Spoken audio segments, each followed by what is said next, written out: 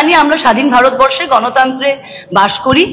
বাংলার মানুষ একটি রাজাকেই চিনি, সেটা রাজা রামমোহন রয়, আর একটি রানীকেই চেনেন, সেটা রানী রাসমণি। তারপর তো কে রাজা কে রানী সেটা আমি স্বাধীন ভারতবর্ষে গণতন্ত্রে আমি ঠিক জানি না।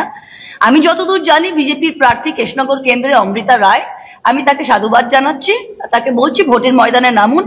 আমাদের 82টা অঞ্চল আছে, প্রত্যেকটা ঘুরুন, 1841টা বুথ আছে, প্রত্যেকটাতে যান, মানুষের সাথে মিশুন। আমি শুনেছি আপনার ভিড়ে নাকি কষ্ট হয়, সেই ভয়টাকে অতিক্রম করে মানুষের সাথে মিশুন, নিশ্চয় ভোটের ময়দানে খুব ভালো খেলা হবে। আমার নাকি ভিড় দেখলে ভীষণ অসুবিধা হয়, সেটা তো না।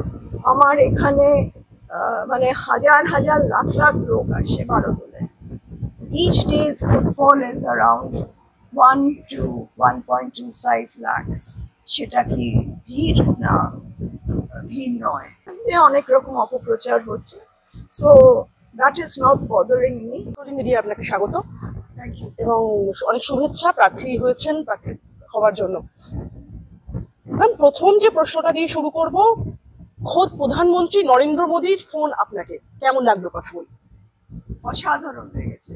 উনি যে একটা বিশাল মাপের মানুষ সেটা আমি বুঝতে পেরেছি, এবং ওনার সঙ্গে কথা বলে আমার মনে হয়নি যে উনি আমার পরিচিত ছিলেন না।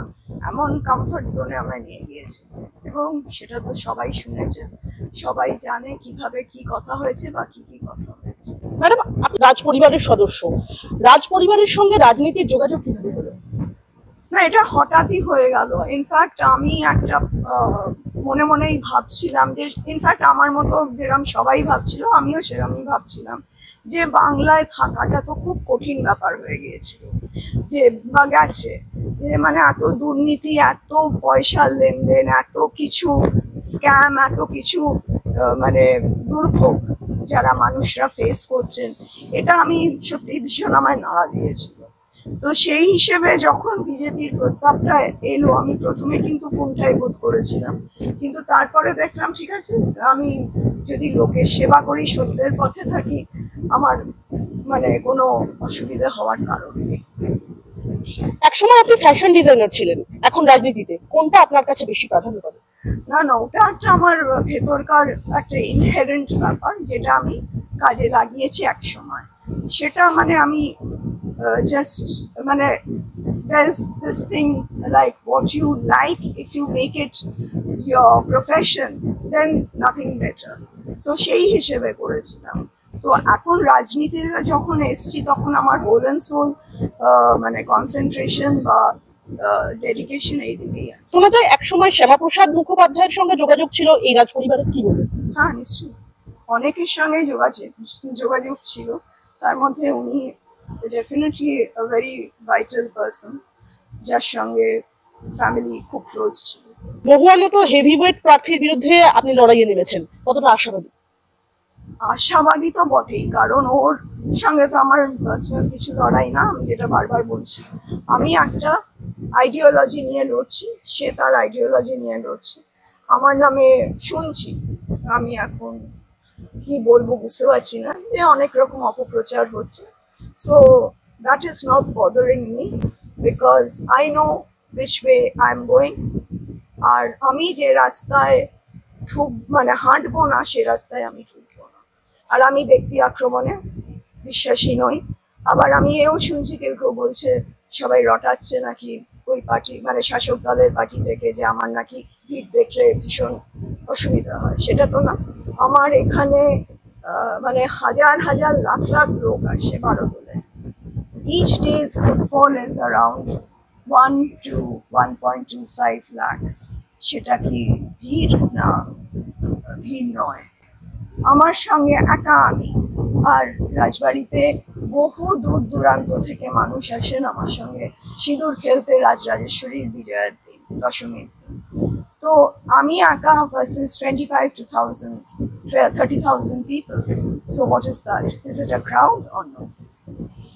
And জগদ্ধাত্রী পুজো, তারপরে আমাদের শুরু হয়েছে, মানে যেটা আগে বন্ধ হয়ে গিয়েছিল, বাসন্তী পুজো, নবরাত্রি, তারপরে অন্নপূর্ণা পুজো। এগুলোতে ভিড় হয় না, মানুষ মানে কত দূর থেকে আসে মানে চিন্তা করা যায় না, এমনকি মানে দেশ বিদেশ থেকেও আসে।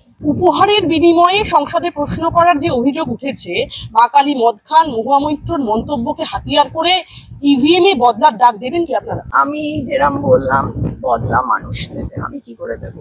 আমি তো তাদের আশীর্বাদ চাইতেই যাচ্ছি, আর আমি এরকম কটুভাষী নই বা এরকম ভাষা আমার মুখ দিয়ে বেরোবে না। আমি একজন ডিভোটেড ইন্ডিয়ান, আমি একজন ডেডিকেটেড ইন্ডিয়ান, আর সব থেকে বড় কথা আমি তো ভারতবাসী, তারপরে আমি বাঙালি। তো এই সব আমার রুচি বিরুদ্ধে। মমতা বন্দ্যোপাধ্যায়ের লোকসভা নির্বাচনের প্রচার পর্ব শুরু হবে কৃষ্ণনগর থেকেই, জানিয়ে দিল তৃণমূল কংগ্রেস। আর সম্প্রতি মহুয়া মৈত্রের বাড়ি ও অফিসে সিবিআই হানার পর এবার এই ইস্যুকেই হাতিয়ার করতে চাইছেন তৃণমূল সুপ্রিমো মমতা বন্দ্যোপাধ্যায়, কি বলবেন? তো কি বলার আছে, যদি তারা সেই পলিসি নিয়ে থাকেন এটা তাদের ব্যক্তিগত ডিসিশন। যদি ইডি তলব না মানেন, সেটাও I am sure they know what they are doing. সেখানে আমি কি করবো? As a law abiding citizen এটা তো মনে হয় মানে একেবারেই মানে অনুচিত, but then I am no one to say. ব্রিটিশদের সঙ্গে হাত মিলিয়ে প্রতারণা মহারাজা কৃষ্ণচন্দ্রের। আপনাকে বিজেপি প্রার্থী করার পরেই মহারাজা কৃষ্ণচন্দ্রের সঙ্গে ব্রিটিশ আঁতাত নিয়ে সরব হয়েছে ওয়াকিবহাল মহলের একাংশ, কি বলবেন? এই ব্যাপারে আমি বিস্তারিত আলোচনা করেছি। আমার মনে হয় এই আলোচনা করাটা মানেই দেশকে ছোট করা, নিজেকে ছোট করা, ফ্যামিলিকে ছোট করা। আর আরেকটা ব্যাপার হচ্ছে 200-300 বছর আগে কি হয়েছে বা না হয়েছে তখন তো আমরা কেউই ছিলাম না, আর আজকে তো শুনছি রামের অস্তিত্ব নিয়েও প্রশ্ন তুলছে। এইগুলো আমার মনে হয় না, এগুলো very trivial and frivolous questions. Madam, Sandeshkhali রাজ্যে এত দুর্নীতি, কি বলবেন?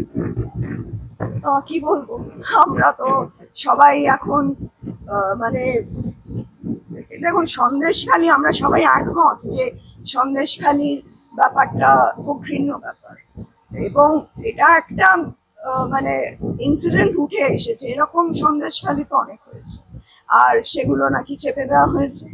আর 3 নম্বর হচ্ছে, যেটা ভেরি ইম্পর্টেন্ট, যে আজকে মহিলারা সেফ নন।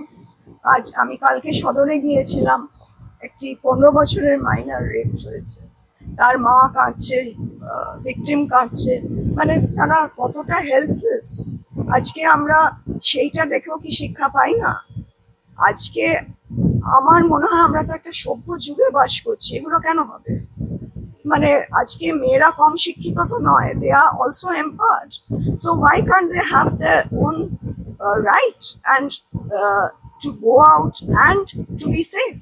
কৃষ্ণনগরবাসীর জন্য আপনার কি পরিকল্পনা নেবেন?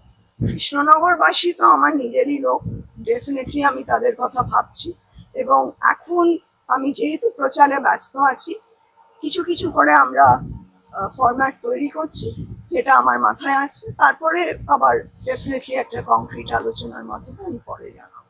ইডি তলবকে বুড়ো আঙুল দেখিয়ে হাজিরা এড়িয়ে গেলেন কৃষ্ণনগরের তৃণমূল প্রার্থী, কি বলবেন? আমি তো এক্ষুনি বললাম, দ্যাট ইজ দেয়ার ডিসিশন। আমার তো এখানে কিছু অ্যাডভাইস, মানে এটা হলে অযাচিত হবে বা মন্তব্য করাটাও অযাচিত হবে। So it is there responsibility as an Indian, and very importantly I'm sure they know the consequences of this. BJP কটা আসন পাবে বলে? না, সেটা আমি এক্ষুনি কি করে বলবো, সেটা তো মানুষের মাধ্যমে প্রচারে আমি বুঝতে পারবো।